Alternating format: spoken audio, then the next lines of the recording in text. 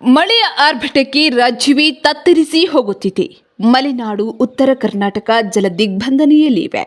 ಜಲಾಶಯದೊಳಗೆ ದಾಖಲೆ ಪ್ರಮಾಣದಲ್ಲಿ ನೀರಿನ ಒಳಹರಿವು ಹೆಚ್ಚಾಗಿದ್ದು, ಮಳೆರಾಯ ಸ್ವಲ್ಪ ಬಿಡುವು ನೀಡಿದರೆ ಸಾಕು ಎಂದು ಜನರು ಪ್ರಾರ್ಥನೆಯನ್ನು ಸಲ್ಲಿಸುತ್ತಿದ್ದಾರೆ. ಆದರೆ ಬಯಲು ಸೀಮೆಯಲ್ಲಿ ಮಾತ್ರ ವರುಣನ ಕೃಪೆಗಾಗಿ ದೇವರ ಮೊರೆ ಹೋಗಿ ಪ್ರಾರ್ಥನೆಯನ್ನು ಸಲ್ಲಿಸುತ್ತಿದ್ದಾರೆ.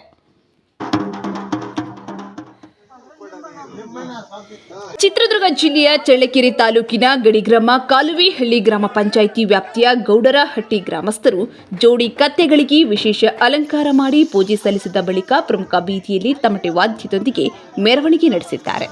ಈ ವೇಳೆ ಗ್ರಾಮಸ್ಥರು ಜೋಡಿ ಕತ್ತೆಗಳ ಕಾಲಿಗೆ ನೀರು ಹಾಕಿ ಪೂಜೆ ಸಲ್ಲಿಸಿ ಮಳೆಗಾಗಿ ಪ್ರಾರ್ಥಿಸಿದಂತಹ ದೃಶ್ಯಗಳು ಸದ್ಯ ಕಂಡುಬಂದಿವೆ.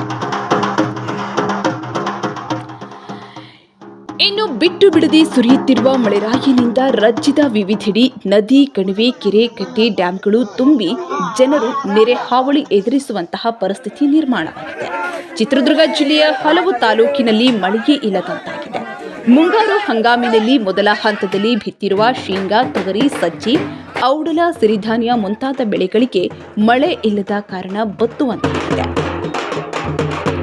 ಎರಡನೇ ಹಂತದ ಬಿತ್ತನೆಗೆ ಶೇಂಗಾ ಬೀಜ, ಗೊಬ್ಬರಗಳನ್ನು ಸಿದ್ಧತೆ ಮಾಡಿಕೊಳ್ಳಲಾಗಿದೆ. ಮುಗಿಲ ಕಡೆ ಮಳೆಗಾಗಿ ಎದುರು ನೋಡುವಂತಾಗಿದೆ. ಇನ್ನು 2 ರಿಂದ 3 ದಿನಗಳಲ್ಲಿ ಮಳೆ ಬಾರದೆ ಹೋದರೆ ಜೀವನ ನಡೆಸಲು ತುಂಬಾ ಕಷ್ಟವಾಗ್ತಿದೆ. ಇಂತಹ ಪರಿಸ್ಥಿತಿ ಬಂದರೆ ಮತ್ತೆ ನಗರದತ್ತ ಮುಖ ಮಾಡಬೇಕಾಗುತ್ತದೆ ಎನ್ನುವುದು ಇಲ್ಲಿನ ಜನರ ಆತಂಕವಾಗಿದೆ. ಒಟ್ಟಾರೆ ಆಯಿಲ್ ಸಿಟಿ ಚಳ್ಳಕೆರೆ ತಾಲೂಕಿನ ಜನತೆ ಮಳೆಗಾಗಿ ಮುಗಿಲು ನೋಡುತ್ತಾ ದೇವರಲ್ಲಿ ಪ್ರಾರ್ಥನೆಯನ್ನ ಸಲ್ಲಿಸುತ್ತಿದ್ದಾರೆ. ಆದಷ್ಟು ಬೇಗ ಪ್ರಾರ್ಥನೆಗೆ ಫಲವೆಂಬಂತೆ ವರುಣರಾಯ ಕೃಪೆ ತೋರಿ ಈ ಭಾಗದ ಜನರಿಗೆ ಮಳೆ ಆಗಲಿ ಎಂಬುದು ನಮ್ಮ ಆಶಯವಾಗಿದೆ.